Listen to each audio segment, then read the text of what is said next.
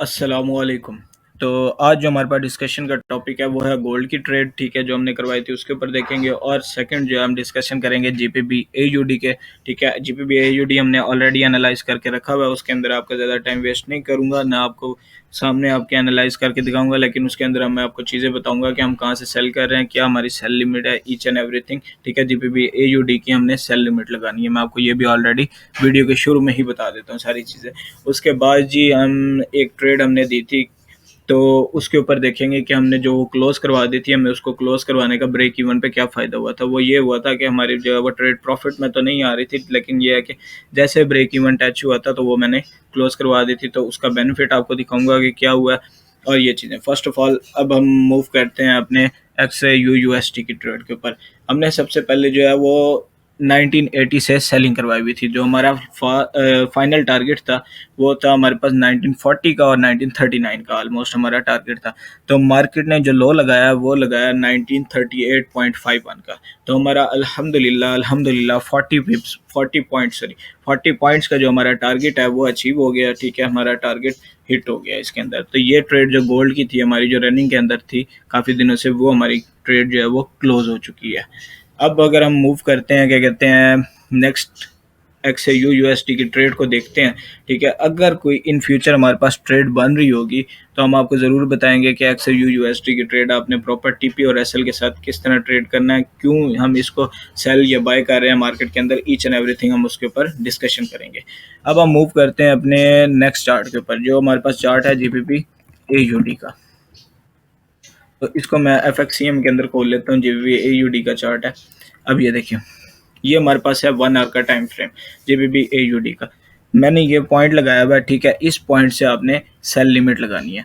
अब cell limit किस तरह आपने लगानी है, इसके अंदर ना दो चीज़ें मैंने यहाँ से, हमने जो प्रेडिक्शन की हुई है कि यहाँ से मार्केट पुल बैक होगी, ठीक है। इस पॉइंट से जो है वो हम सेल करेंगे। यहाँ पर अगर मार्केट आती है तो हम यहाँ से सेलिंग में बैठेंगे।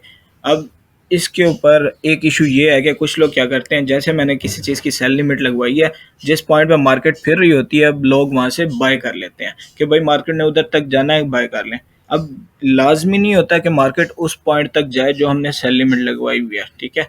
हो सकता है वहाँ पर जाए, ठीक है, वहाँ से मार्केट नीचे गिरे, और हो सकता है उसी पॉइंट से नीचे गिर जाए। अब जिन लोगों ने वहाँ से बाय किया हुआ है, फॉर एग्जांपल मार्केट वहीं से नीचे गिर जाती है, तो वो क्या होता है कि उनका लॉस हो जाता है। स्टॉप लॉस अगर उन्होंने नहीं यूज़ किया वो और ज़्यादा नुकसान हो जाता है, या स्टॉप लॉस यूज़ किया हुआ है तो उनका स्टॉप लॉस हिट हो जाता है। तो इस तरह आपने नहीं करना। जो हमारे पास ऑर्डर बन रहा होता है, ब्लॉक ऑर्डर जो हमारे पास होता है सेल लिमिट का या जिस चीज़ का भी होता है, क्या कहते हैं, तो हम उस हिसाब से उसको चलते हैं, देखते हैं प्रॉपर मार्केट को कि इसने इस कैंडल को स्विप किया है या नहीं किया। सारी चीज़ें हम उसके अंदर डिस्कस करते हैं, फिर आपको बताते हैं कि ये यहाँ पर आपने सेल लिमिट लगानी है। अब ये जो पॉइंट हमने आपको बताया, ये हमारे पास सेल लिमिट का पॉइंट है और ये बनता है 1.88550 का, ठीक है। आपने 550 से इसको सेलिंग करनी है, 1.88550 या 600 तक भी आप इसको सेल कर सकते हैं। जो इस पॉइंट पे हमारा स्टॉप लॉस बनेगा, स्टॉप लॉस का पॉइंट है 1.89130 का, मतलब आपने 130 अपना स्टॉप लॉस रखना है, 120 रख दें, 100 आप स्टॉप लॉस रख दें।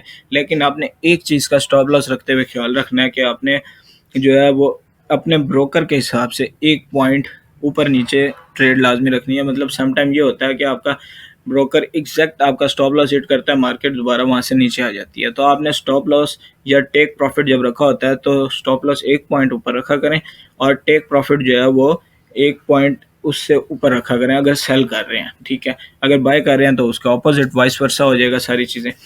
अब हम ये सेल लिमिट भी आपको बता दिया, स्टॉप लॉस भी बता दिया। इसके अंदर जो हमारा फर्स्ट टारगेट होगा वो ये पॉइंट बनेगा। अब फर्स्ट टारगेट हमारा बनता है 1.880034 का, जो ऑलमोस्ट हमारा 40 to 50 पिप्स का बनेगा मैक्सिमम, ठीक है। 50-60 पिप्स का भी हो सकता है। तो ये हमारा जो है वो फर्स्ट टारगेट होगा। फर्स्ट टारगेट पे आपने क्या करना है कि अपनी हाफ लॉट क्लोज कर देनी है और स्टॉप लॉस ब्रेक इवन पे ले आना है। फिर आपका ये सेकंड टारगेट बनता है। सेकंड टारगेट जो है वो आपका 1.87294 का है।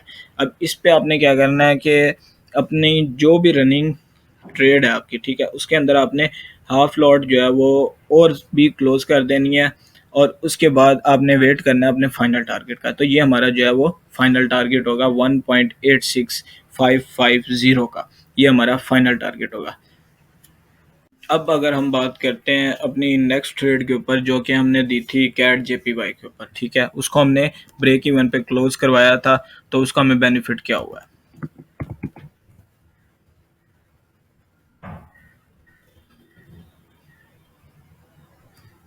तो ये हमारे पास जो है वो कैट जेपीवाई का चार्ट है हमारे पास। मैं एक मिनट रुकिएगा इसको।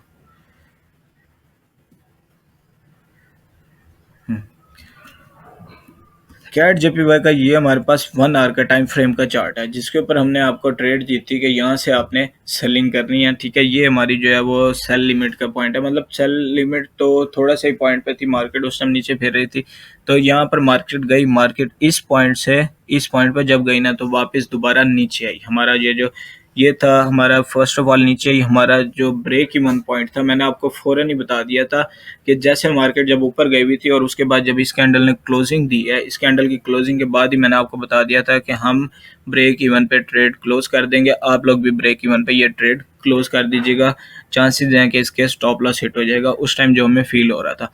अब क्या हुआ कि मार्केट दोबारा आई, हमारा ब्रेक इवन हिट हुआ, ब्रेक इवन हिट होते ही मार्केट जो है वो क्या कहते हैं आहिस्ता आहिस्ता ऊपर ऊपर की तरफ निकल गई। ऊपर की तरफ हमारा स्टॉप लॉस हिट हुआ, मतलब अब हम तो ट्रेड से बाहर निकल गए थे, तो स्टॉप लॉस तो हमारा हिट ना हुआ। तो ये हमें बेनिफिट होता है कि मतलब अगर हम मार्केट को साथ साथ एनालाइज कर रहे होते हैं, ठीक है, इसी तरह आपको अपडेट करते रहते हैं। कोई भी ट्रेड में दरमियान में कोई इशू बन जाता है, जिस तरह अभी ये सेल लिमिट लगवाई हुई है, अगर इसमें भी कोई इशू होगा तो साथ साथ आपको हर चीज़ पे अपडेट दी जाएगी कि आपने इस ट्रेड को कंटिन्यू करना है। अगर हमें लग रहा होगा कंटिन्यू करना है तो आपको बताएंगे उसके बारे में, अगर इसको कंटिन्यू नहीं करना तो आपको बताएंगे कि ये इस ट्रेड को आपने ब्रेक इवन पे या जितना भी लॉस चल रहा है इसके हिसाब से आपने इसको क्लोज कर देना है, कि चांसेस हैं इसका कि स्टॉप हिट हो सकता है। इसी तरह हम और भी ट्रेड्स आपको देते रहेंगे नेक्स्ट वीडियोस के अंदर। इस तरह की और ट्रेड्स के लिए हमारे चैनल को सब्सक्राइब करें। तो इंशाल्लाह मिलते हैं नेक्स्ट वीडियो के अंदर नेक्स्ट ट्रेड के साथ। अल्लाह हाफिज़।